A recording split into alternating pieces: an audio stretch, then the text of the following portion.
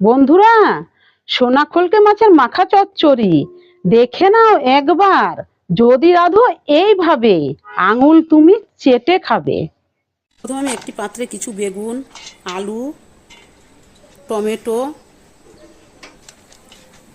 পেঁয়াজ কুচি, কাঁচা লঙ্কা ও মাছগুলো দিয়ে পরিমাণ মতো লবণ, হলুদ, জিরের গুঁড়ো, লঙ্কার গুঁড়ো ও ধনে গুঁড়ো, কিছু ধনেপাতা কুচি ও কাঁচা সর্ষের তেল দিয়ে সুন্দর করে মেখে নেব।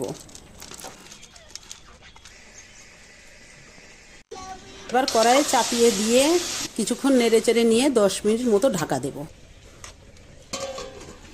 এবার 10 মিনিট পর ঢাকনাটা খুলে একটু নাড়াচাড়া করে নিলেই রেডি সোনাকলকে মাছের চচ্চড়ি। এইভাবে রান্না করে খেয়ে দেখবে বন্ধুরা, ভীষণ সুস্বাদু লাগবে।